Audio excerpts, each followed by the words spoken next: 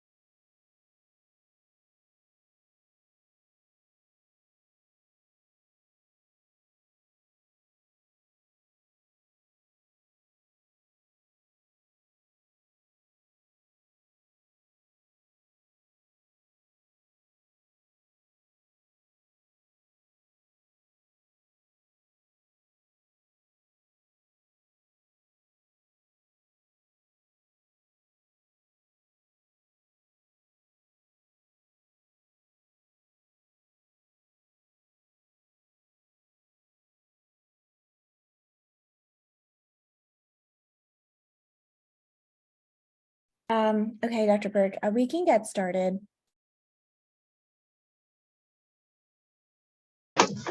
I'm back. So yeah, people might join, as time goes on. But the way we can approach this is it's recorded. So usually people just like to have it. So when they're studying later, they have something to reference. So we can sort of just go over some questions. We can touch on some high yield points from those questions.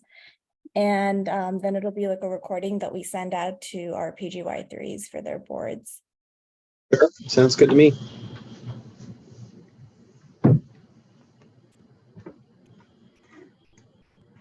And we can keep it like shorter than, maybe we can do like until 7 or 7:30 if nobody else is joining. Okay, sounds good to me. 7 probably works a little better. I'm on service, so it's been Okay. kind of busy. Yeah, for sure. All right, let's look at this one. All right, 60. Oh yeah, how do we do this? You want me to read it or? I can read it. Okay. A 65-year-old man is evaluated for a 3-year history of mild dementia with fluctuations in inattentiveness and visual hallucinations. He has also acted out his dreams in his sleep a few times over the last 2 years. He has no history of tremor. On physical examination, vital signs and the remainder of the physical examination are normal with the exception of mild rigidity of bilateral upper extremities. MRI of the brain shows no significant vascular disease or hippocampal atrophy. Which of the following is the most likely diagnosis? What do you think? So 65, 3-year history of dementia, that's fluctuating. Seems to have some vivid dreams, no tremor, and no vascular disease or hippocampal atrophy. So for example, if it was like dementia with Lewy bodies, I think that would be like a shorter onset. It wouldn't necessarily take like 3 years. Frontotemporal dementia would be more aggressive. So in between like Alzheimer's and Parkinson's, but correct me if I'm wrong, with Alzheimer's, you do see hippocampal atrophy. Yeah, so tough question. I like where your head's at. So 65, so he's relatively young. 3-year history of mild dementia, fluctuations in visual. So I think some key features here are the presence of hallucinations, no history of tremor. It could still be, we'll talk about that. And on exam, kind of mild rigidity of the upper extremities. So I would think more of probably a dementia with Lewy body, actually, just because of the visual hallucinations and the REM sleep disorder. So if you're some of the keys in this, one of the key words is acting out your dreams. So that's a question I commonly screen, or I used to. Now I'm an ICU doctor, but back in the old days, you screen patients. Is your partner? Oftentimes you ask the partner, is your the person you sleep with, is he acting out his dreams? Look like he's fighting someone in his sleep, kicking, punching, maybe some violent behavior. You're right. Dementia with Lewy body can present as a rapidly progressive dementia, but can also present with a more insidious time course. So I would say that is probably the likely diagnosis here. Why it's not Alzheimer? It's a little atypical, I think, this early on to get visual hallucinations and things. You could see some hippocampal atrophy, but that would be more at a later stage. Frontotemporal dementia, you would see more, behavioral symptoms, more impulsivity, more impulse problems. In Parkinson dementia, you would probably see more of the classic triad of Parkinsonian symptoms, which is bradykinesia, tremor, and increased tone. So I would go with dementia with Lewy body in this one. Okay. Yeah. So let's see what they say. Yeah, Parkinsonism. So it's an atypical Parkinsonism, visual hallucinations, rapid eye movement, sleep behavioral disorder, fluctuation in attention. I would say that one's a little less specific. So I think what the key to this one was the visual hallucinations as well as the REM sleep disorder. And yeah. Okay. Thank you.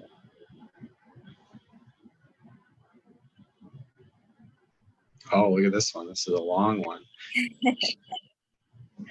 Okay, a 47-year-old man is evaluated in the ED for a prolonged seizure. According to the family, the initial seizure lasted for 3 minutes and stopped, but the patient did not regain consciousness. And a second generalized tonic-clonic seizure started within 5 minutes and has continued. The patient received 4 milligrams of IV lorazepam in the ambulance. Before you go on, what does that sentence kind of tell you? Why are they giving all that information? Kind of helps you classify, what kind of seizure or like the state of seizure that he's in. Like I would say that's status epilepticus because he didn't. Exactly.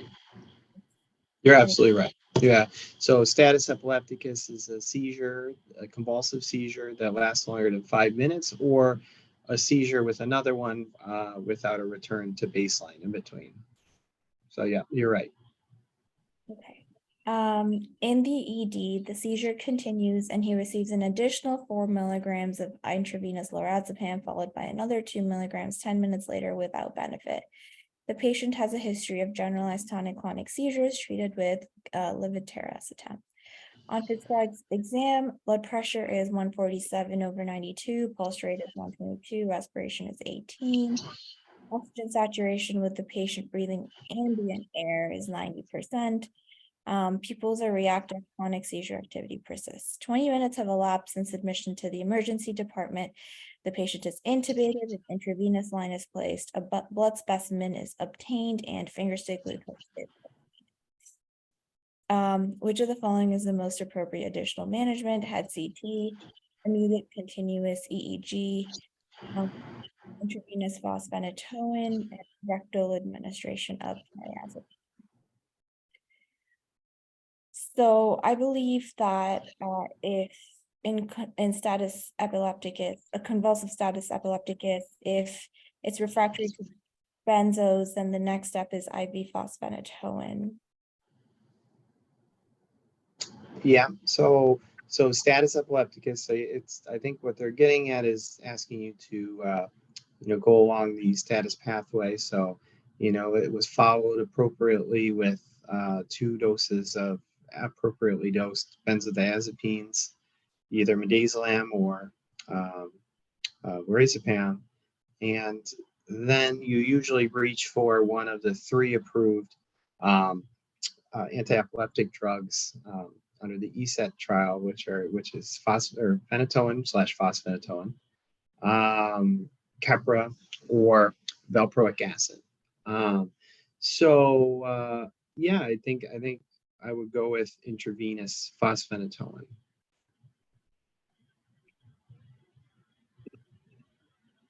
Okay. Nice.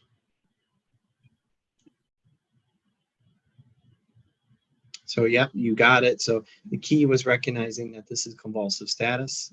And the other key is knowing some of the first line or second line therapies for convulsive status. The AEDs approved for it.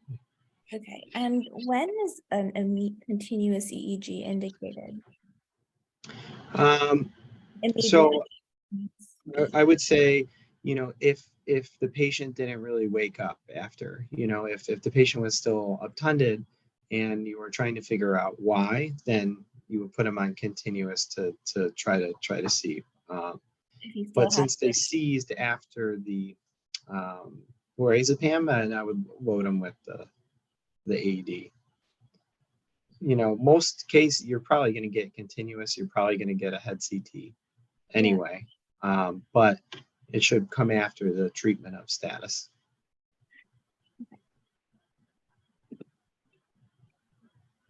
A 70-year-old man is evaluated for a 2-day history of agitation. He has not slept and has been rummaging about the house. He has dementia due to Alzheimer's disease.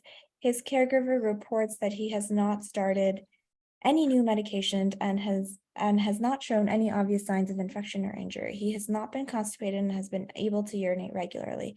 The patient is unable to give a symptom history. His only medication is donepezil. On physical examination, vital signs are normal and other findings are unremarkable. A CBC and measurement of serum electrolytes, serum creatinine, and BUN will be obtained. Which of the following is the most appropriate additional diagnostic test? So lumbar puncture, UA, head CT. So 2-day history of agitation, irregular sleeping pattern. He has dementia. Okay. I would rule out like organic causes first, so I would make sure that he doesn't have a UTI, and get a urinalysis. The lumbar puncture, they made it pretty clear that he doesn't have any signs of obvious infection or injury, no fevers, chills, or anything like that. Head CT, like, yeah, would be the next step if, we couldn't figure out anything else. But I would get the UA first. Yeah, it's tough. This question's tough to really know what they're aiming for here. What my guess would be is that they're probably looking for you to recognize the difference between delirium and dementia. So this kind of sounds acute. Yeah. And it sounds like, sleep-wake disorder. So I think what they're aiming for is to recognize this as delirium. And I guess one of the common causes of delirium in somebody who has a low brain reserve or dementia is probably a urinary tract infection. So I'd probably go with urinalysis. I agree with you. Yep, that was good.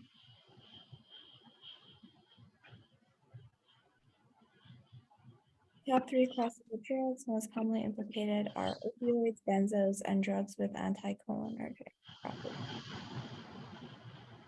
And then what did they say about head CT? A head CT scan or MRI of the brain should be reserved for patients with focal findings on the neurologic examination cerebral process.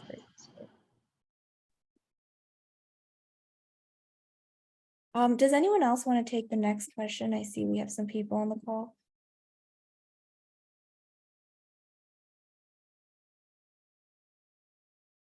Io?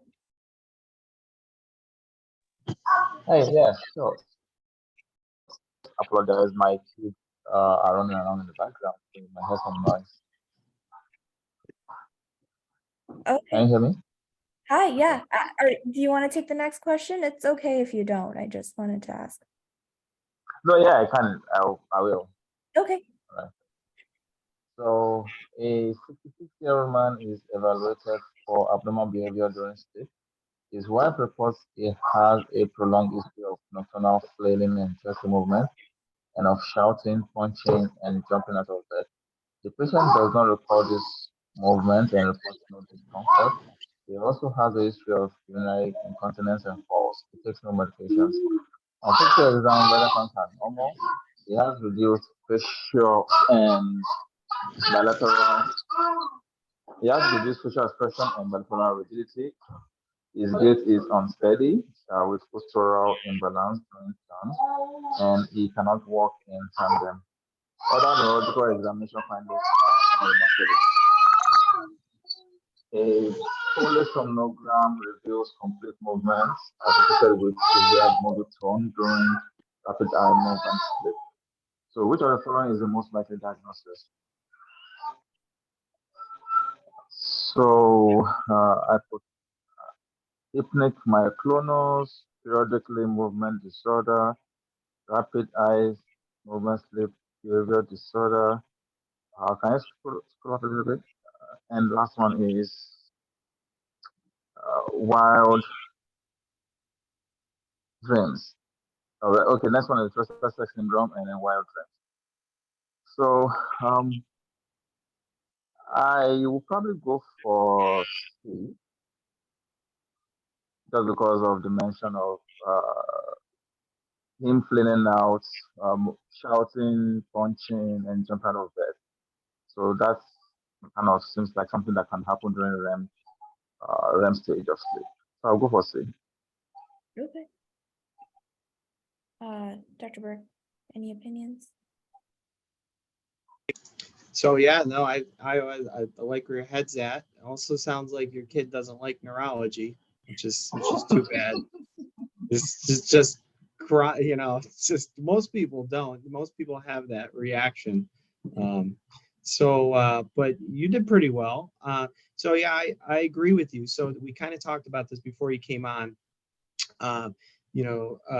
These are highly concerning for a REM sleep behavior disorder. So violent movement during sleep, often they're recognized by the partner and not the patient. They will have almost no memory of it.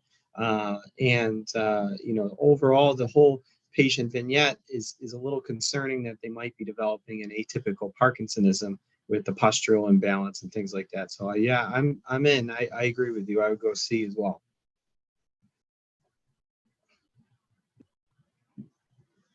Nice.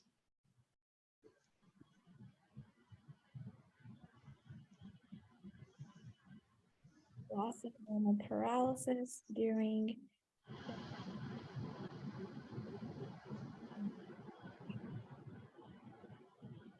and has a strong association with neurodegenerative disorders. Yeah, it's a precursor. So it's definitely a symptom that if you were in your clinic and you asked, and it might be worth a referral to neurology, because it's helpful to follow these patients longitudinally, because a very large proportion of them will develop a neurodegenerative disorder. Okay. Yeah.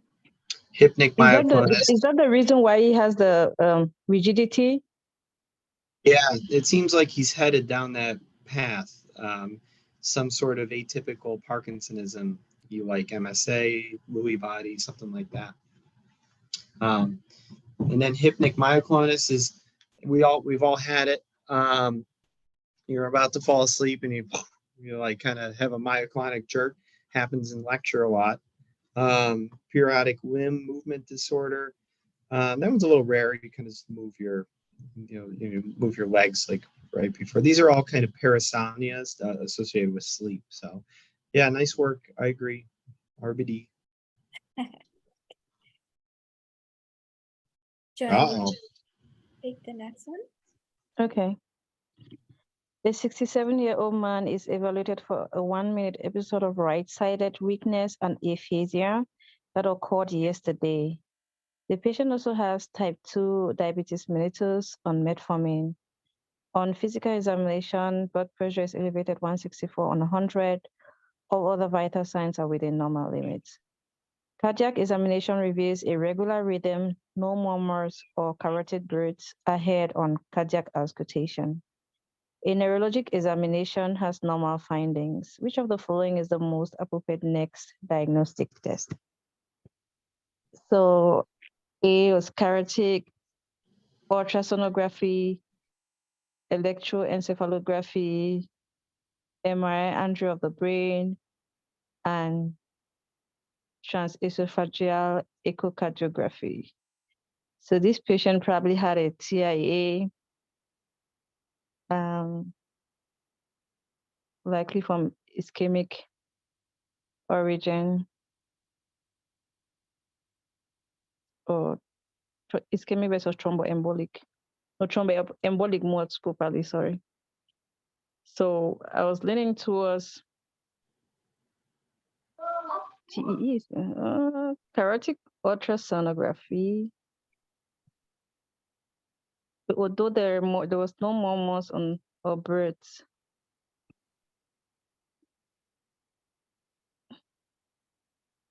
What other comorbidities does he have? Only diabetes. So I'm confused between A and D. Yeah. I'll be honest, this seems like a tough one. I don't really know what they're getting at here. I'm going to be completely honest with you. So I think you got the diagnosis right. So, I'm concerned for a TIA. it didn't last that long, 1 minute. So, the ABCD score for TIA, the D stands for duration. It's actually a pretty short right-sided weakness and aphasia, but it does localize to, the left frontal lobe and possibly, a large vessel issue because there's aphasia, right-sided weakness. So you want to get a good look at the vessel. The carotid baroids doesn't have a very good sensitivity for picking up a carotid stenosis. So you want to evaluate carotid stenosis. Now, which one you do, I would probably think that the patient needs an MRI. So I'd probably say MRA, but they might tell you carotid ultrasound because it's less invasive. But no, maybe not. I don't know. I would go with C. But I'm going to be honest with you. I think this is a bad question. Because I was thinking like how we usually used to do also at the hospital. Like if the patient is not having any symptom immediately, they usually I go with the ultrasound. But the transesophageal echocardiogram was something that I was wondering because they would do transthoracal. Why would they do transesophageal echography? I think as part of the TIA workup, they should have a transthoracic echocardiogram to see if they have any heart failure with reduced ejection fraction, because that can be a risk factor for stroke. Also looking for a thrombus in the setting of that. But it sounds like you want to get a look at the vessel. A or C makes sense to me. I would probably go with C. So I also think they give us the history of diabetes and high blood pressure, just to point us towards maybe like atherosclerotic disease. So in that case, you might want to do an ultrasound first to be sure, and it's less invasive, as you said. Yeah, it's definitely possible. There's 4 modalities that you can look at the carotid vasculature. There's the MRA, magnetic resonance angiography. There's the CTA. There is the DSA, which is an angiogram, and then there's carotid ultrasound. I changed my mind. Maybe I'll go with A. I'm gonna go with A. I'll go with A because you can do that in clinic, and I'm gonna go with A. I'll go with A. We're a perfect score. We can't mess this up. We're bound to get something wrong. Yeah. Oh, look at that. More people said C than I. See, this is a bad question. I'm gonna be honest. Yeah. We have a few of those in here. Okay, so what did they say? Carotid ultrasound should be performed emergently in patients with I'm gonna be honest. That's just not true. That's just to identify those who may benefit from surgery. Okay, and they said for MRA, it's expensive, may not immediately change management. Intracranial atherosclerosis is associated with a high risk of stroke after a TIA and minor stroke, and the indicated treatment for stroke prevention is best medical therapy. Intracranial stenting is high risk without a significant reduction in stroke. Okay, so they're basically just saying that the MRI won't change management immediately, whereas maybe go up 1 second. Can I look at the options again? I think we got tricked.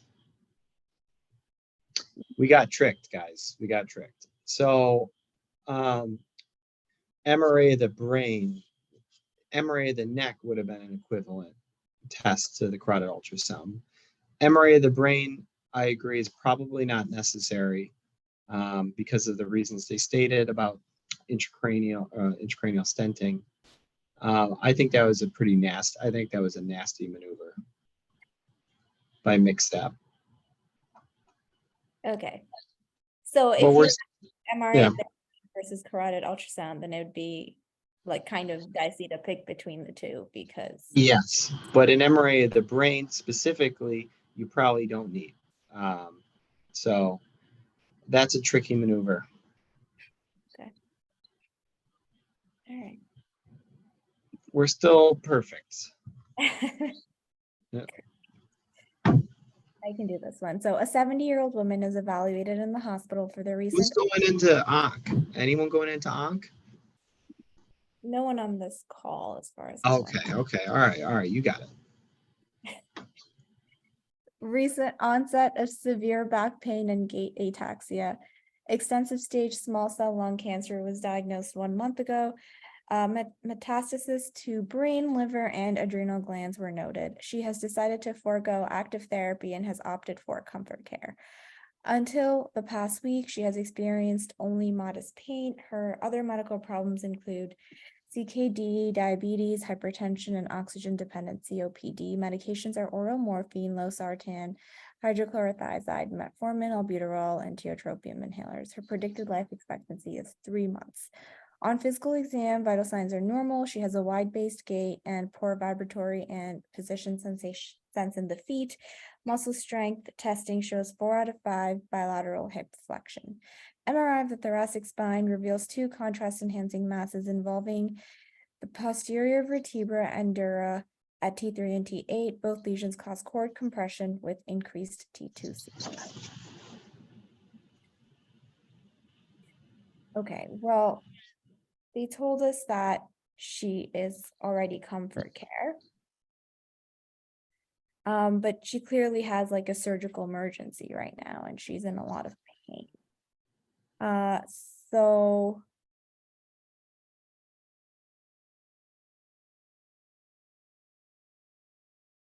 I think glucocorticoids are definitely warranted to help kind of reduce size of the mass and like, help with the inflammation. And radiotherapy can also be palliative, so that can help with the pain.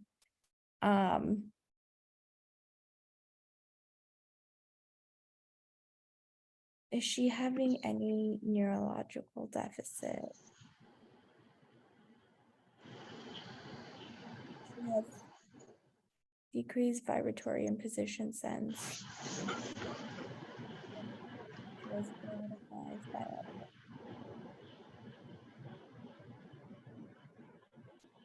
I'm inclined to think that you wouldn't take a comfort care patient to the OR. But surgical decompression would provide relief of her current symptoms as well. So I'm a little bit confused. Yeah, I think this is also difficult. So I guess her predicted life expectancy is 3 months. I don't know if she's like specifically comfort care. Oh yeah, competent for comfort care. Yeah. So I think glucocorticoids are very helpful for bony pain and specifically like spinal metastases. Radiotherapy can be very useful in shrinking, palliatively. I don't believe that a surgical decompression is more of a treatment instead of a palliative technique. So, but it does make me nervous that there's only one choice without surgical decompression in the answers. Yeah. But I think it would be, I don't think she has any evidence of cauda equina or anything like that, any bowel or bladder dysfunction. So I would say that she has, like, she does have neurological deficits, but yeah, I guess they're not red flag in the sense that they're not the typical. Yeah, probably say B. Maybe we're wrong, but I would say B. Okay. Yeah.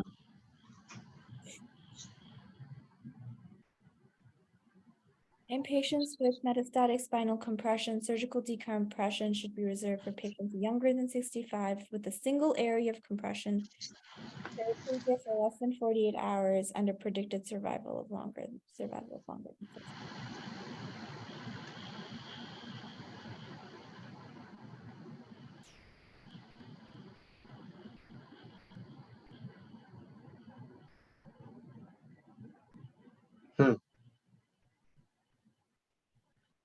Interesting question. I think it just kind of makes sense, but honestly, I'm unaware of the study that shows this about the 65-year-old patient with metastatic spinal compression. So must all these criteria that they just named there less than 40, must they all meet? Or if you have like 2 of them, you can consider it? Like the age, the timeline, and the survival of 6 months, must it all be met before the patient can receive the decompression? Is that what they mean? Yeah, I think they do mean this. Yeah. Yeah, I think they need all 3.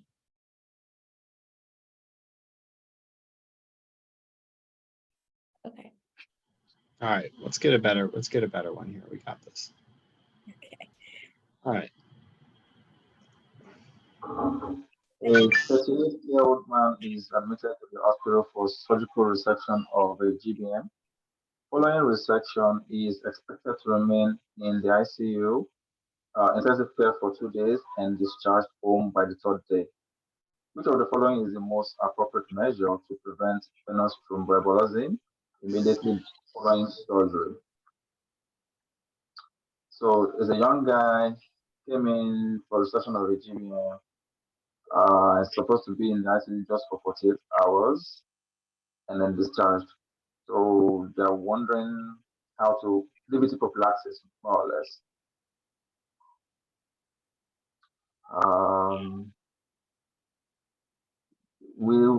Should we do mechanical?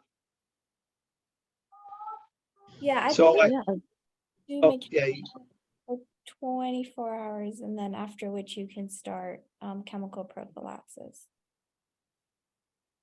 I think what they're aiming for here, I think they're trying to point out the risk factors. So glioblastoma is a pretty high risk factor for deep vein thrombosis.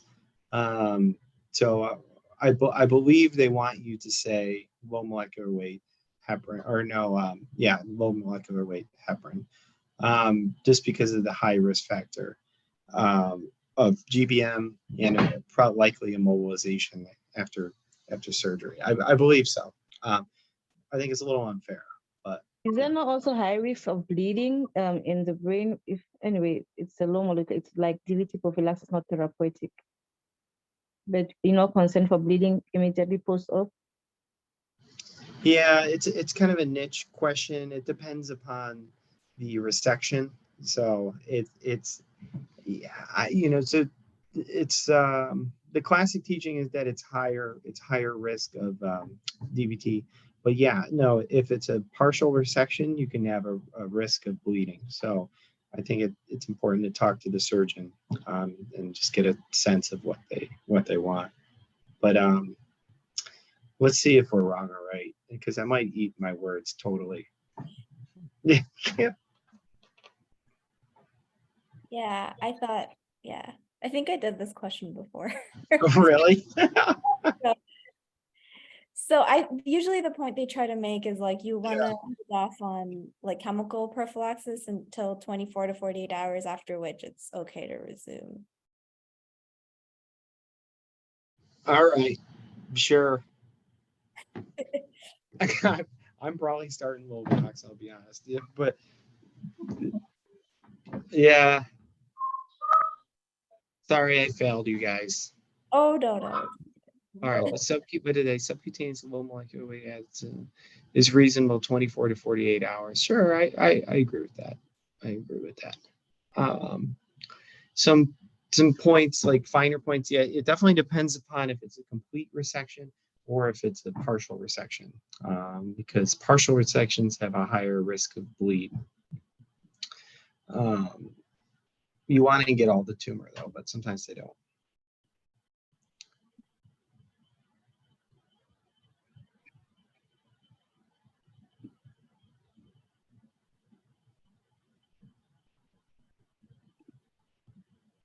Interesting. Did I give a source if you go down?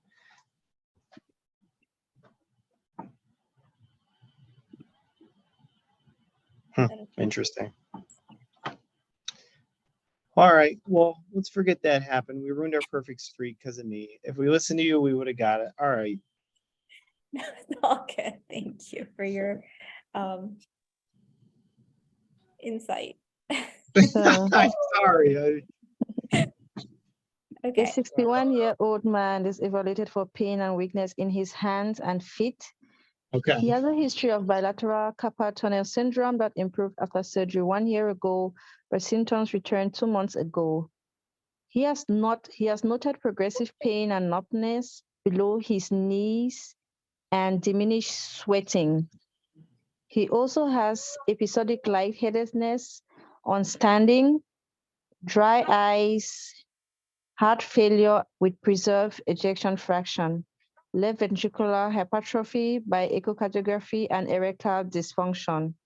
Current medications are amlodipine, metoclopramide, artificial tears, and sildenafil. On physical examination, vital signs are normal. The presence of orthostatic hypotension is confirmed. Pupils react sluggish to light. Extraocular movements are preserved. Weakness in right thumb, adductor, and bilateral foot dorsiflexors is observed. Sensory loss to temperature and pain below the knees and elbows are noted. Vibration is preserved at the ankles. Deep tendon reflexes are preserved in the upper extremities and diminished in the lower extremities. Fasting plasma glucose level, glucose tolerance test results, serum and urine protein electrophoresis, and immunofixation results, rapid plasma regain results, and anti-Ro and anti-La antibody titers are normal.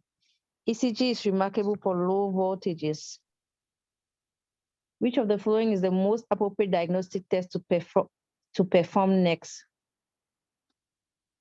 Abdominal fat pad biopsy, anti-muscle specific kinase antibody measurement, myotonic dystrophy gene, serum GQ1B antibody management. Oof, you got a hard one.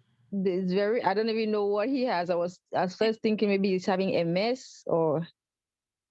so he has carpal tunnel, pain and numbness below his knees, diminished sweating, lightheadedness. So yeah, so the way I like to attack these is try to give names to the symptoms. So carpal tunnel, and then what do you think in terms of where is it? I'm trying to find it. His lightheadedness on standing, dry eyes, heart, lightheadedness, erectile dysfunction. So orthostasis and erectile dysfunction. I would call that like autonomic dysfunction. Autonomic dysfunction, yeah. So he's got carpal tunnel, autonomic dysfunction, and then go to, head back to your wheelhouse here. They talk about the heart, so get excited about that. You guys are experts. Heart failure with preserved ejection fraction and LVH.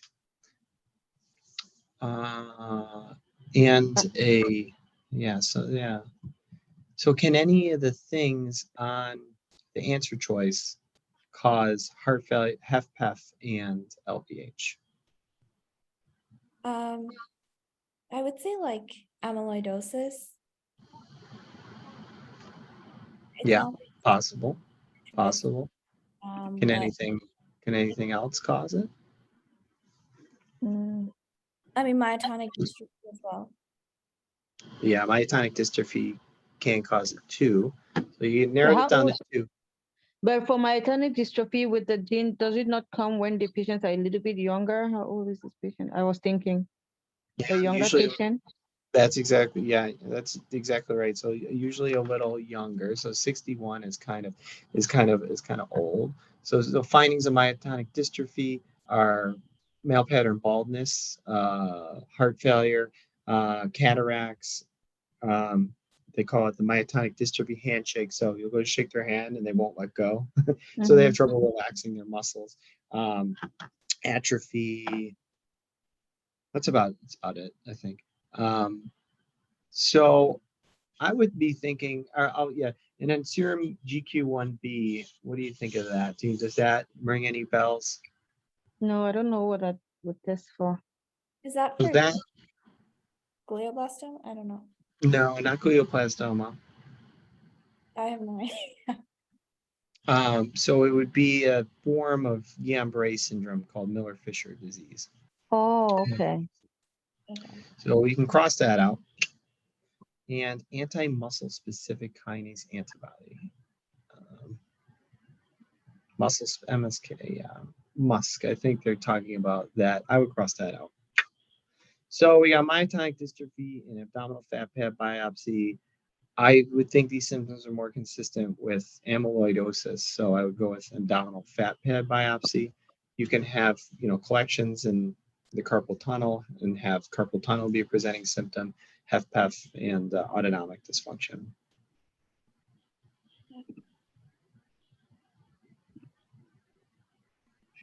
Awesome. Great. And then we could treat this now.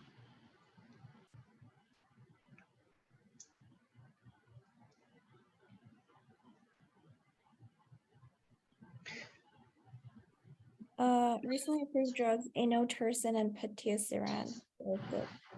Yeah. So always a good thing to keep on your radar, because it's treatable now, which is pretty fun. Yeah. Low voltage EKG was also a clue, but that would be like the case with any kind of Why do they use abdominal fat pad as the area of biopsy? I don't know. I think the amyloid probably accumulates there, and it's an easier site to go after. I think, obtain a specimen from. Okay, so myotonic dystrophy is saying its neuromuscular presentation is in the form of myopathy. It does not cause significant neuropathy. Did they give you a EMG or a nerve conduction? No, not in the question. Oh no. Yeah, it's tough. I would say that was kind of tough then to differentiate that. Yeah. Okay. Question. An 82-year-old woman is evaluated in the ED for a 10-week history of a gradual and steady progression of new onset headache. She is otherwise well and takes no medication. Normal, neurologic examination is normal. A T2 weighted MRI of the brain with contrast shows a well-demarcated hyperintense lesion arising from lateral ventricles anteriorly and extending bilaterally into the frontal lobes. The lesion shows gadolinium enhancement on T1 weighted imaging. Pictures of CSF sampling are negative for lymphomatous cells. Which of the following is the most appropriate next step in management?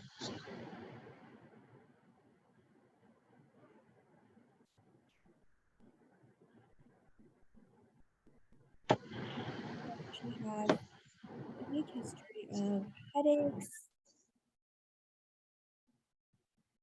and doesn't look like any neurological deficits. And she has some lesions, ventricles extending into the front toe.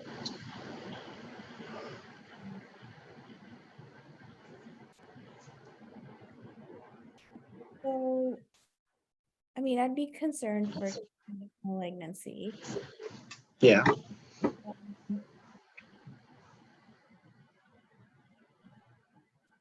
I think the next step here would be dexamethasone. Yeah, so we got this old lady with a headache, and she has a T2 lesion, well demarcated. So in other words, maybe ring enhancing perhaps, from the lateral ventricles and arising from lateral and extended bilaterally into the frontal lobes. So you got a lesion that is kind of undifferentiated. So I think one teaching point they're maybe trying to get at here is if you have an undifferentiated lesion without a neurodeficit, as you've spoken about, then treatment is probably not warranted at this time. So especially dexamethasone or steroids, because with steroids, you can often affect the biopsy. There's this vanishing lymphoma phenomenon. So if you give steroids, the lymphoma can go away and you won't detect it on biopsy. So I would hold off on dexamethasone and methotrexate. So I would cancel those. Whole brain radiation, we don't really know what we're treating. It also has it's also very morbid. So I would hold off on that, which leaves us to brain biopsy and surgical resection. I would say if it's a lymphoma, then the patient probably does not need to have it resected, just be given chemotherapeutic agents. The cerebral spinal fluid was negative for lymphoma, but it's not the most sensitive test. So I would think what they're aiming for here is a brain biopsy to confirm the diagnosis. Well, with the why is it crossing? Because bilaterally into the frontal lobe, so it is like crossing the sutures, so to say. Would that give a hint of what it might be? Because I was trying to think of the lesions that will cross sutures to appear bilaterally. I think glioblastoma does that. Glioblastoma definitely does that. That's a concerning feature of a high-grade glioma.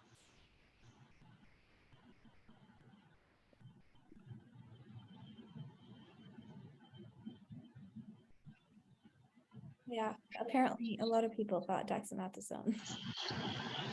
Yeah, I think that might be the teaching point that they might tell you here. Okay. The finding of lymphomatous cells and vitreous or samples from the biopsy and evaluation of suspected CNS lymphoma, glucocorticoids should be avoided prior to diagnostic tissue sampling because glucocorticoids.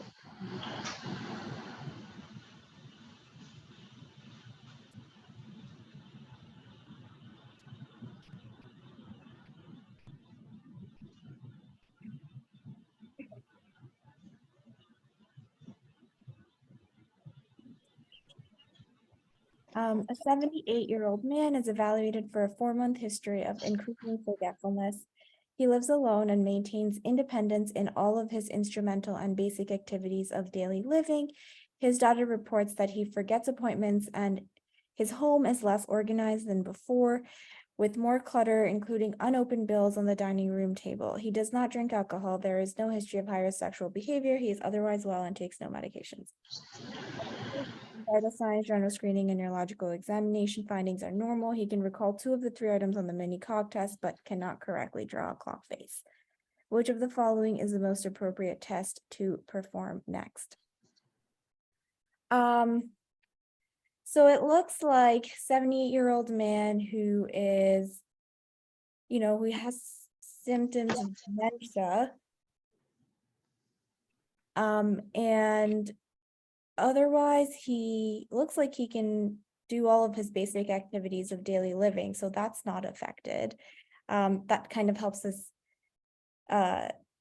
classify how severe his dementia may be. So it doesn't look like it's that severe. And he can't correctly draw a clock face, so that's also indicative. But I think one of the things that we definitely have to rule out is depression, because that can mask as dementia as well in elderly. Yeah, I like where your head's at. So ruling out, mimics like pseudodementia from depression. CSF sampling, a little too aggressive for this. Genetic testing, definitely too aggressive. Serum VDRL, no high-risk sexual activity. So I would definitely go with depression. Nice.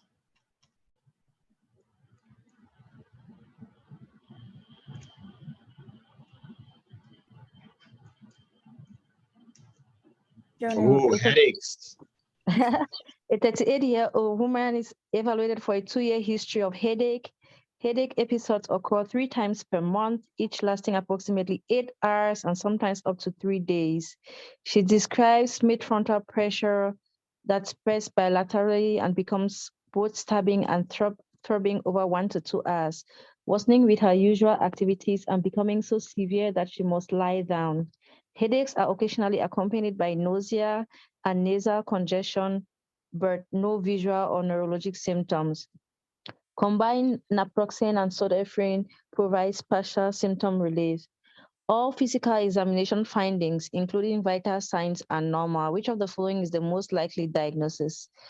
Cluster headache, migraine headache, primary stabbing headache, tension type headache. From my point of view, it lasts like 8 hours at a time, and sometimes up to 3 days. That's a very long duration.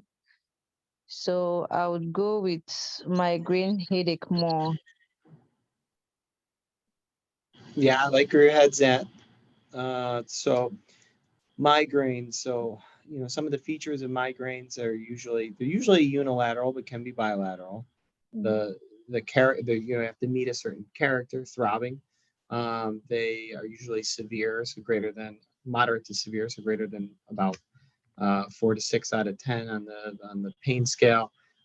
You have to have some associated features of migraine, so photophobia, phonophobia, nausea, also worsened with motion. One thing about migraines that is a little different than cluster is that migraines, people, when they have migraines, they want to lay down. They want to go in a dark room, turn off the lights, and not talk to society for days.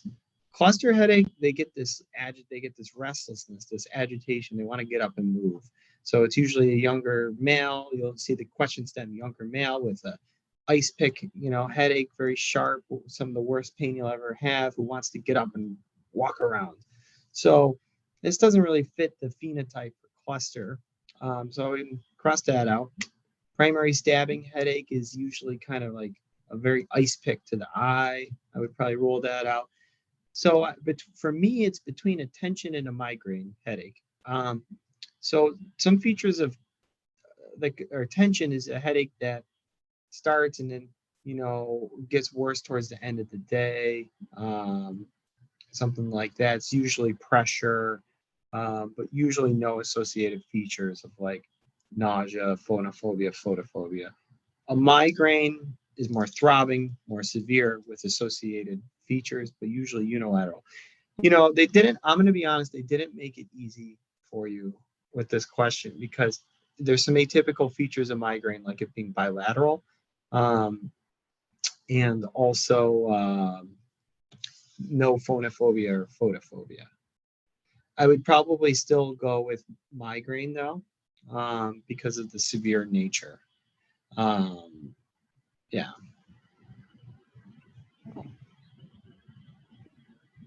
Yes.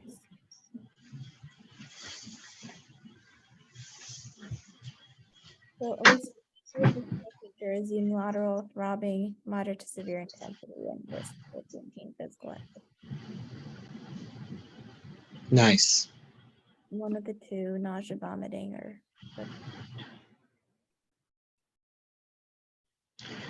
Yeah. So if you ever, if you have a clinic or in the future and you want to diagnose a migraine, this website, International Classification of Headache Disorders, or ICHD, it's a pretty awesome website. They list all the criteria, and it's pretty easy to use.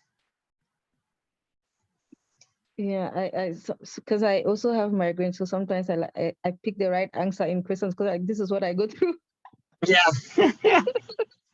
it's they say if you don't have migraines going into neurology, you're gonna have migraines when you graduate residency. So all neurologists have migraines. I don't know why. I don't know if it's contagious, but maybe you guys will have a migraine at the end of this session. I don't think so, but okay. All right, let's do one more question and then. We can do a couple, 2 or 3. Okay, sounds good. 3 more. 3 is my favorite number. Okay, until we get to even. How about I do like Mr. The guy who is obsessed monk, and I don't like odd numbers. I like to make it even. Oh, yeah, yeah. Okay, we'll do until question 15. I can take this one. So a 20-year-old man is evaluated for a 2-year history of migraine that began when he started college. Migraine episodes occur 6 to 12 days per month, with more frequent episodes associated with increased stress from difficult assignments or final examinations. Oh, Yeah, sounds real. The migraine pain is typically bifrontal and steady, becoming severe when he bends forward. When the pain is severe, he also experiences sensitivities to light and noise, but has no visual aura, nausea, vomiting, neck pain, and a slight vertiginous sensation may accompany the most intense episodes. Ibuprofen, naproxen, or diclofenac provides only limited pain relief.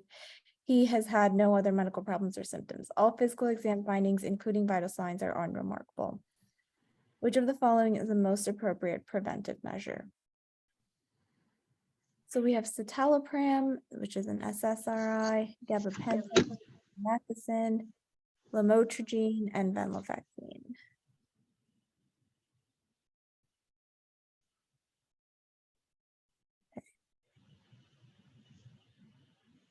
tricky. Yeah, because they're kind of like, most of them are options. Yeah. I'm inclined to say indomethacin, as that is like first-line therapy for preventing migraines. Sure. I see where your head's at. The only thing, So, they said NSAIDs have already provided him limited pain relief. yeah. Do you want me to help you out? Yeah, sure. Final answer? Yeah, I think I'm between indomethacin and venlafaxine, but yeah. All right. Well, you gotta I'm pick thinking one. of venlafaxine. I don't know why, but I just feel like venlafaxine. Oh. Which one would you pick? Venlafaxine. Venlafaxine. Okay. Well, I think you're right. So, so starting from the top, so chronic migraines. This patient has reached a point, 6 to 12 days a month. That's a decent amount. 1 to 2 days a week. So he qualifies for preventative care. There's with migraines, there is a cycle breaker medication. There are abortive medications, and there are preventative medications. Cycle breakers are things like steroids, medrol dose pack, things like Zyprexa, things that kind of hit hard to just get rid of the headache, to break this cycle. Also, Toradol, stuff like that. Abortive medications are like triptans. So you have a prodrome, you feel it coming on, and you could take a triptan like sumatriptan, and you abort the migraine. Then preventative medications, migraine is a lot of voodoo. So they come in all kinds of shapes and sizes. There are blood pressure medications that are abortive medications. There are anti-epileptics. So blood pressure are like propranolol, atenolol is used for migraine. Also some calcium channel blockers like rapamyl and things like that. Anti-epileptics, so topiramate, and sometimes lamotrigine, but not common. And then there are medications, antidepressant medications, usually SNRIs like venlafaxine. So SSRIs like citalopram can cause headache. So they're not really used for migraine prevention. Then there are also some of the newer antibody agents and things like that. So there are so many different medications to treat migraine, and it really depends on somebody's comorbidities, the medication that you pick. This is a young guy, seems a little anxious, things like that. So citalopram I would pass because it can cause headache. Gabapentin is not really a useful migraine medication. Indomethacin is a very effective abortive medication, but not a good long-term medication because it can cause, gastric, ulcers and things like that. Lamotrigine is a possibility, but it's not too common. Venlafaxine is one of the first line therapies, so I would say venlafaxine.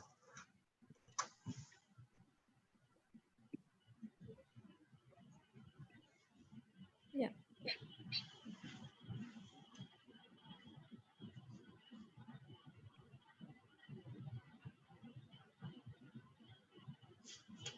Oh, you're saying all of these things are useful for.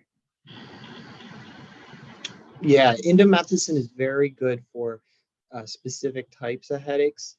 So it's a good abortive medication for specific types. So stabbing headache, hemicrania continua, which is basically a very sharp side locked headache. It's always on the same side with autonomic features like tearing, nose running, things like that. It's a group of disorders that sometimes we classify as with their response to therapy. So we call them indomethacin responsive headaches. And it is a highly effective medication for very specific headaches, but not a migraine, just other, specific types of headaches.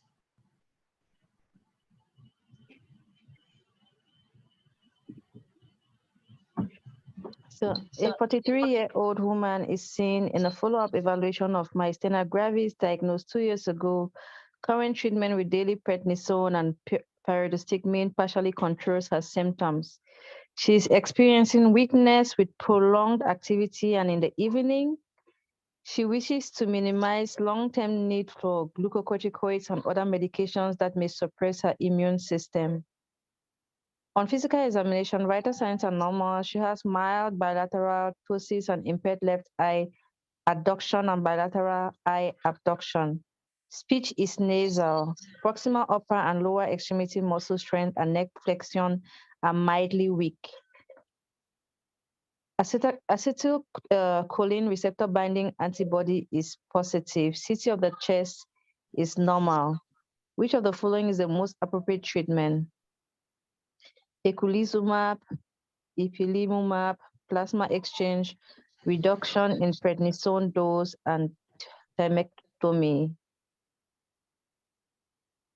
So 2 years of myasthenia gravis on prednisone. She's still having symptoms.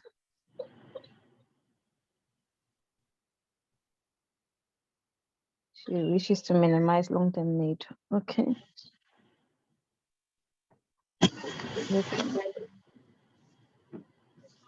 So the CT chest is normal.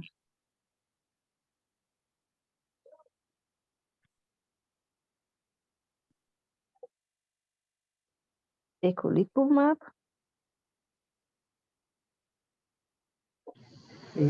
Maybe. What else? Any other opinions on it? Daily prednisone, pyridostigmine.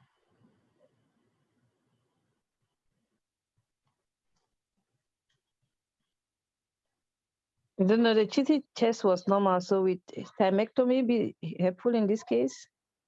Well, that's the golden question. So I'll help you. So, the way I read this question, you got a young lady with myasthenia on prednisone, weakness, activity. So these are signs of myasthenia, blah, blah, blah. She is still symptomatic. She has, her antibodies are positive. So we call this seropositive myasthenia gravis with a normal chest CT in a young person. So, it's always good to minimize steroids. So we always try and to aim for steroid-sparing therapy. So immunosuppressive therapy. So some immunosuppressive therapies we use are like mycophenolate and things like that. I don't see any of those options. Makes it kind of tough. Eculizumab is a medication. Solaris is a medication that is extraordinarily expensive, but is an accepted therapy now for myasthenia. But it's generally last line kind of thing. Ipilimumab, honestly, I have no idea what that is. Plasma exchange is very good in a pinch when you have a myasthenia crisis, but it doesn't sound like she's in crisis. And it's kind of a temporary fix. What does it say? She wishes to minimize long-term need for mild ptosis impaired left eye. Yeah, so she's mildly symptomatic and then reduction in prednisone dose, that's not a really option because she's still sort of symptomatic. Thymectomy, all right, so the question was, does thymectomy help people who don't have a thymic mass? And the answer is yes. So a study came out, I think maybe 5 or 6 years ago. It was a pretty remarkable study because it was very multi-institutional to get enough patients that have seropositive myasthenia to have enough power to prove something. You have to rely on multiple institutions. So it was kind of impressive, and they found it to be beneficial to benefit younger patients, I believe, below the age of 60 who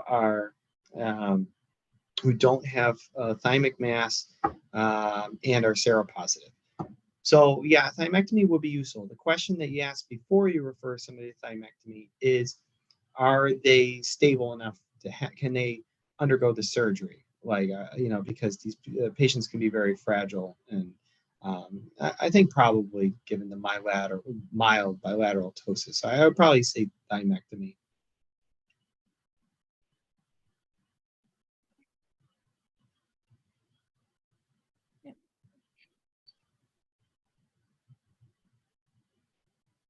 Presence of thymoma, need to minimize immunotherapy requirements. Patients without thymoma who have active disease. All right, 165 barriers.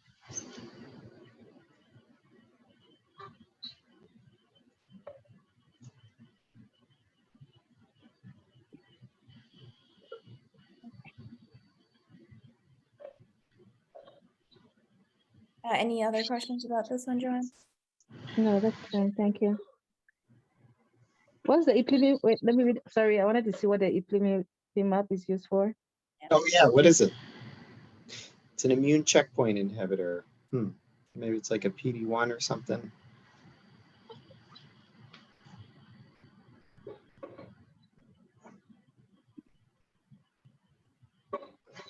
A 27-year-old woman is evaluated for a 10-day history of involuntary movements involving the face, arms, and trunk.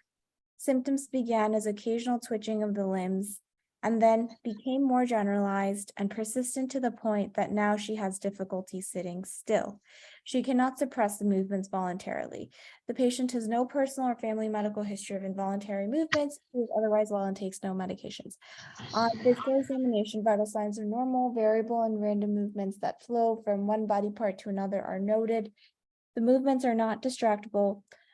Gait has a prancing quality with flailing arms. Cognition is intact, and motor strength and deep tendon reflexes are normal. A complete blood count and CMP are normal. Which of the following is the most appropriate diagnostic test?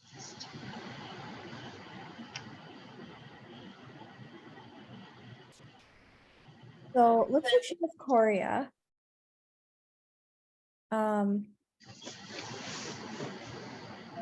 Movements, face, arms, and trunks, twitching.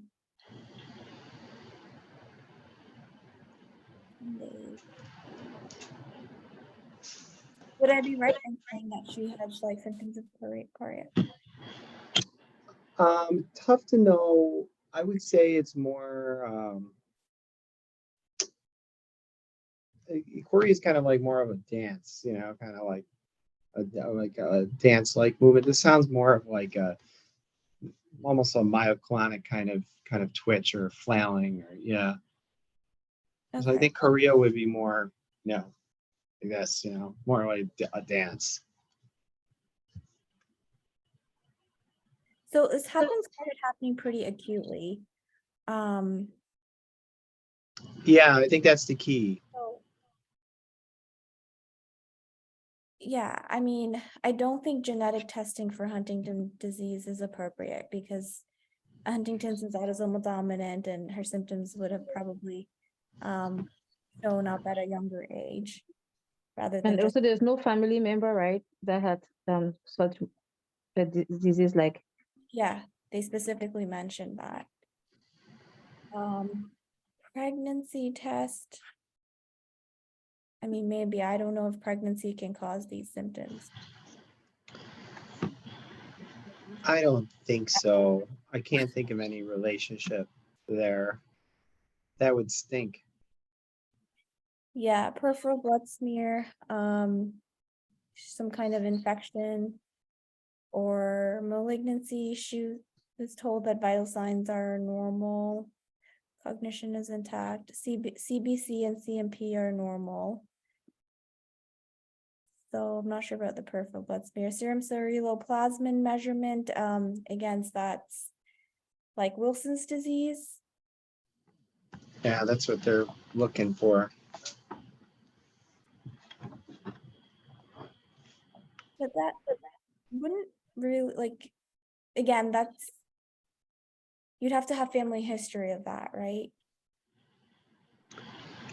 Yeah, you generally have family history, but yeah, like Joan said, kind of more acute. You know, this is a little bit of on the acute side. Tricky. I'm going to be honest. This is a little bit of a tricky one. I think I know where they're getting with this one, but kind of unfair, I would say. So genetic testing of Huntington disease, this is too acute for that. So I agree with you. I would rule that out. No family history, too acute. Peripheral blood smear. There's a disease called acanthocytosis.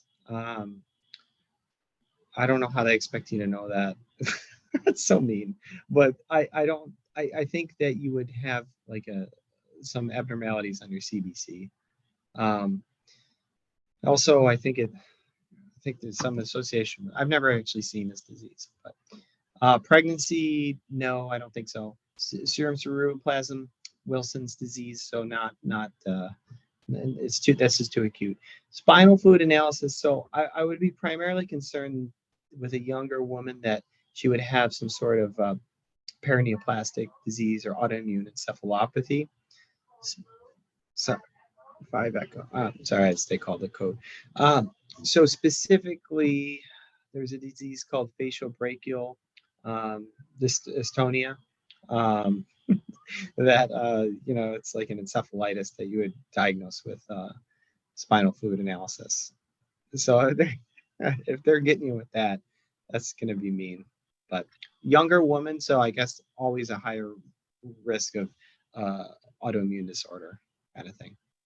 And for Wilson's disease, would they not also be like liver abnormalities, maybe a little bit of high LFTs? Yeah, definitely. Or Definitely. Kaiser Flesher ring. Kaiser Flesher Oh, ring. yeah. Good stuff. Oh. Okay.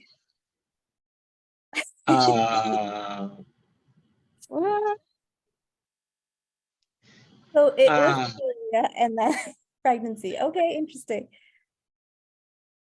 I don't know. And I was wrong about the chorea. Usually it's more of a dance and not a flow. But I mean, they mentioned that they random, non-repetitive, flowing dance-like movements. that's tough. That's tough. Okay, that's total news to me.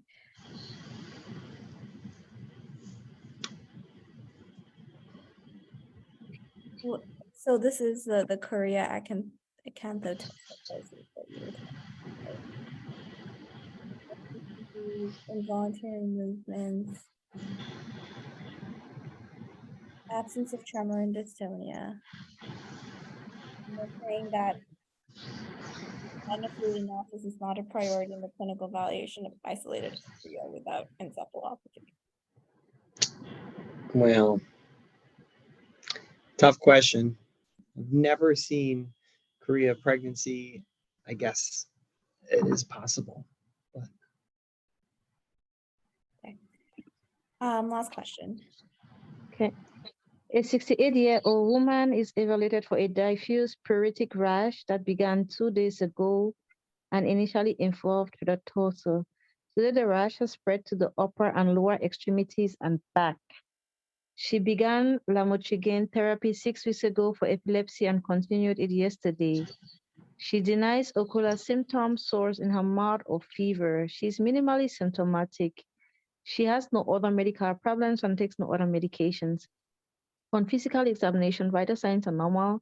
There is patchy erythematous maculopapular rash on the upper and lower extremities, torso, and back. There is no involvement of the mucosa, palms, or soles. The remainder of the examination is normal. Complete blood count with differential and a comprehensive metabolic panel are normal. Benadryl is prescribed. Which of the following is the most appropriate seizure management? What, seizure? I think she's allergic to the lamotrigine, so.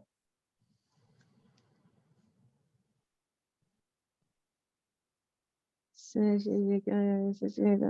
they have to stop the lamotrigine, so to say. So what is the Okay. alternative is what they're asking.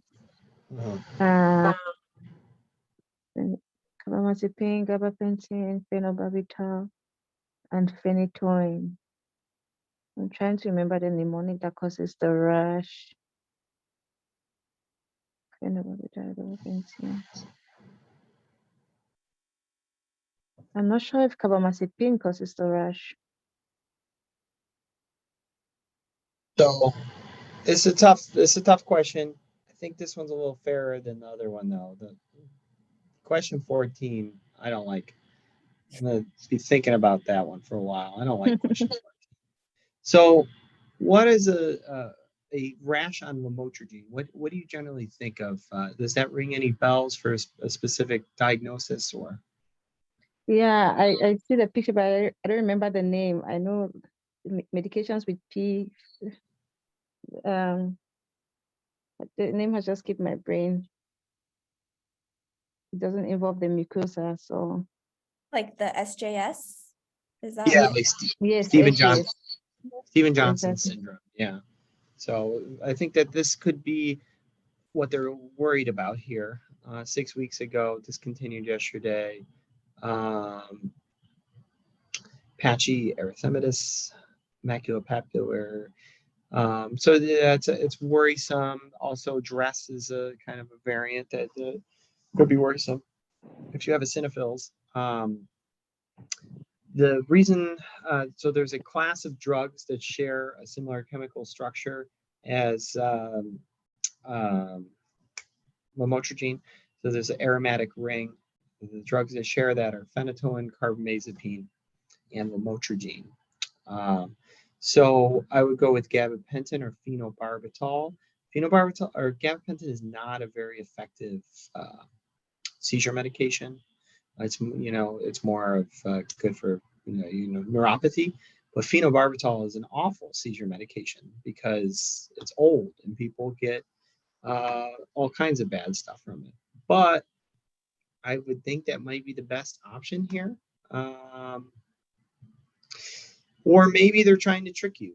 Maybe they're trying to say that this person has a rash, but it doesn't have the typical features of Stephen Johnson's syndrome. I don't know. I would go probably with phenobarbital.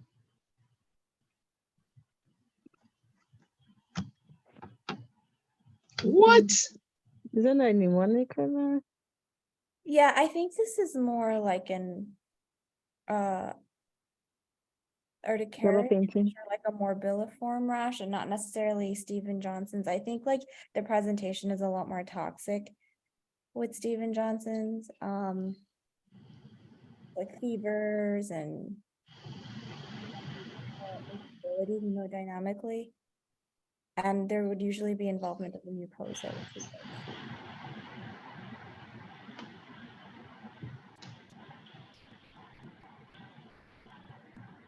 In order alert. like Yeah. I don't know. Gabapentin is pretty older literature. I haven't seen any older person treated with gabapentin for epilepsy. But I think it's a good learning point, about the presentation of Stephen Johnson's. So let's see, mucus involvement, skin pain, blisters, pustules, mucous membrane. In addition, are known to cause rash. Yeah, I think that was fair. I think we got it wrong. We can't be perfect. We did pretty Well, good. we can't end on that one. Let's do another one. We can't end on that. That's awful. I like that. That's awful. All right. A 64-year-old man is evaluated for recent emergence of involuntary twisting movements of his neck and extremities. So it sounds like torticollis. Parkinson's disease was diagnosed 8 years ago. Mobility and fatigue improve after each dose of carbidopa-levodopa. A few months ago, he started to feel excessive slowness and anxiety 1 hour before each dose of medication, and was treated with an increased dose of his carbidopa-levodopa. Now he has developed involuntary non-rhythmic movements that peak after each dose. Current medication is carbidopa-levodopa. On physical examination, vital signs are normal. He is examined half an hour after taking a dose of levodopa. He exhibits cogwheel rigidity, shuffling of gait, and large amplitude ballistic and flowing movements of the neck and extremities. Other examination findings are unremarkable. Which of the following is the next appropriate next step in treatment?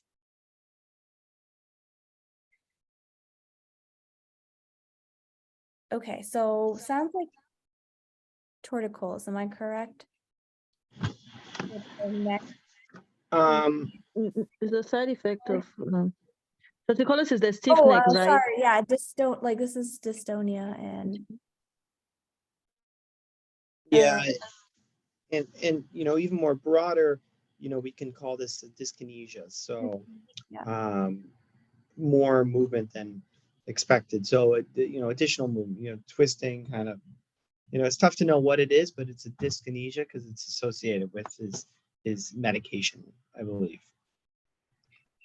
It sounds like he was diagnosed with Parkinson's a while ago. He's getting some help from his carbidopa-levodopa.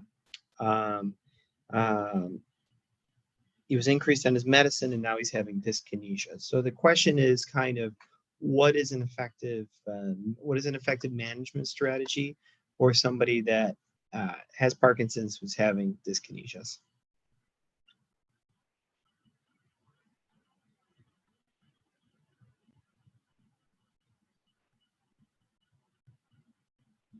I think selegiline might be an option. Selegiline, probably not, only because that would serve to prolong, to increase the amount of dopamine in the cell, or in the the neuron. So I would think that might lead to increased dyskinesias. It seems like he's getting effect. He's getting a good effect from his carbidopa-levodopa, but it's almost too much that he's experiencing excessive movement.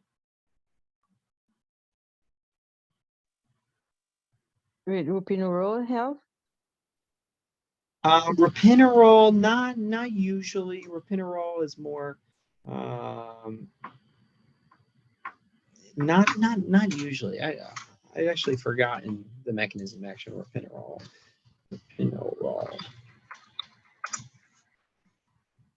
Yeah, it's more Requip. That's a dopamine agonist. So dopamine agonists like Mirapex and ropinirole lead to excessive movement, risky behavior, stuff like that. That would probably make the dyskinesias worse. What about amantadine? NMDA antagonist.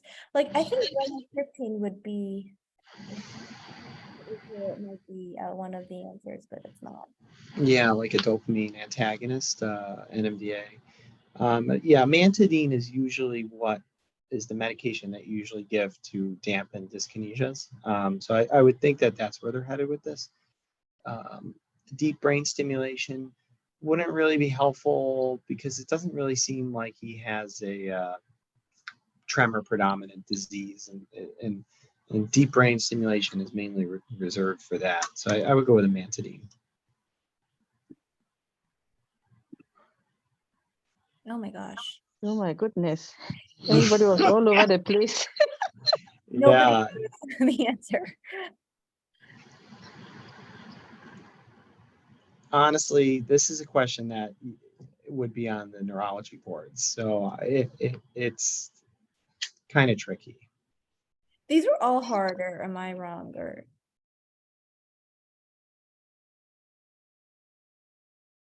I was just saying, like, all these questions were difficult. Yeah, they are kind of difficult. I'll be honest with you. I think the good news is talking to our fellow Dave, who he's boarded in internal medicine too. He's boarded in everything: emergency medicine, internal medicine, now neurocritical care. He's just a monster. So he took the IM boards. He said it wasn't. You didn't get many questions on neurology, which is good. So.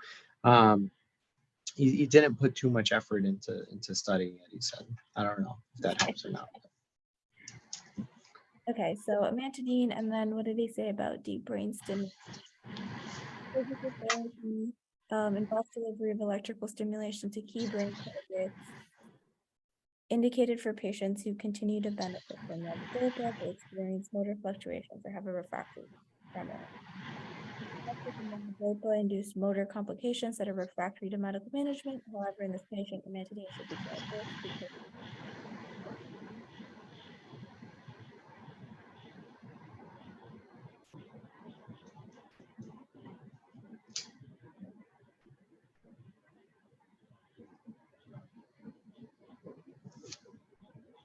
All right, one more. You got to get you got to get the last one right. Yeah.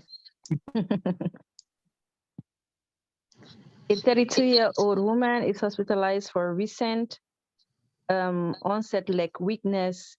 She reports development of pins and needles sensation in her upper and lower extremities 10 days ago, followed by low back pain and progressive weakness in her lower extremities. She has otherwise been well and reports no other symptoms. She received an influenza vaccination a month ago. She takes no medications. On physical examination, temperature is 37.2, blood pressure is normal. She's tachycardic 115, respiration is 18. There's moderate weakness in hip flexors and mild weakness in foot dorsiflexors and plantar flexors bilaterally are observed. Deep tendon reflexes are absent throughout. Cranial nerves, including extraocular movements, are intact. Plantar responses are flexor. Sensory perception is intact to all modalities. Cerebrospinal fluid count and protein and glucose levels are normal. EMG shows no neuropathy, radiculopathy, or myopathy. Cervical, thoracic, and lumbar MRI findings are unremarkable. Pins and needles for the past 10 days. So which of the following is the most appropriate treatment? Doxycycline, glucocorticoids, plasma exchange, and what's the? no additional treatment. No additional treatment. So what else you have? New onset, leg weakness with sensation, pins and needle sensation for 10 days. Progressive weakness in lower extremities. After receiving influenza vaccine 1 month ago, she's tachycardic, weakness in hip flexors with absent reflexes. So what do you think the diagnosis is? It looks like Guillain-Barré. Yeah, I agree. Guillain-Barré. So There's like the classic features of ascending paralysis and post-vac. Well, tingly, and then on exam, no deep, no deep tendon reflexes. So that's indicative. Okay. What do you Plasma think of exchange. the what do you think of the CSF results? So it was normal. Yeah, what do you think of that?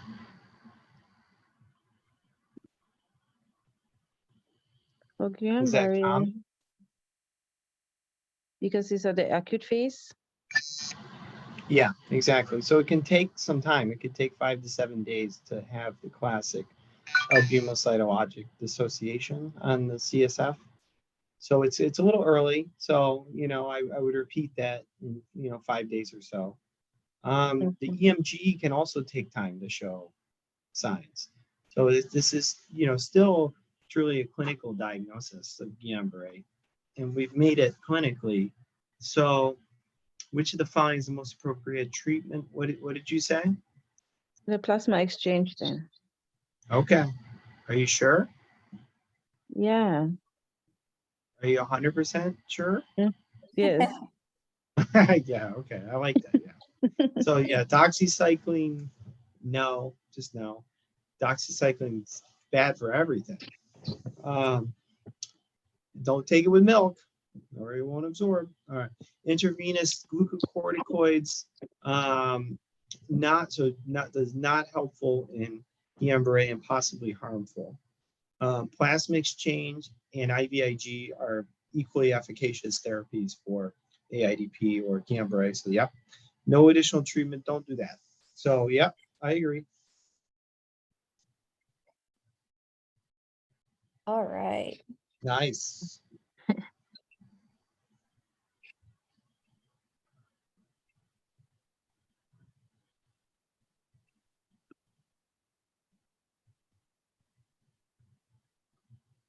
Yeah, the thing that threw me off at the beginning was the normal CSF fluid Yeah, analysis. that'll get you. That'll get you. It can definitely take some time. So sometimes we wait, 5 to 7 days. Oftentimes when patients get to us, it's been about that time. So that's why we do it a little earlier. But sometimes, you can have, the patient present more acutely. And, Okay. Awesome. Well, Thank great. you. Yeah, thanks for inviting me, guys. I hope that Thank was you. helpful. Thank you so Very much helpful. for your, for basically teaching us and for your time. I think it was super helpful, and whoever's watching this, I'm sure it'll be super helpful for them as well. Sure. Yeah, no, it's a pleasure. I love working with you guys. So, if you have any questions, I'm always available. Send me an email. And then the other shameless plug, Neuro ICU. I work in the Neuro ICU. We're always looking to have rotators. Anyone who's interested, especially people that are interested in pulmonary critical care and things like that, because oftentimes there's a lot of overlap. And then, if you take a critical care job in an underserved area somewhere, a lot of the time you'll be expected to be the Neuro ICU doctor. So happy to have anyone come on board. You can spend a week, a day, 2 weeks. You could be one of the primary residents, or you could be an observer, whatever you want to do. So come hang out with me. Send me an email. Nice hanging out with you guys tonight. Sounds good. Thank you so much. All right. Take care. Bye. Thank you. Bye. Bye, Joanne. Bye. Thank you.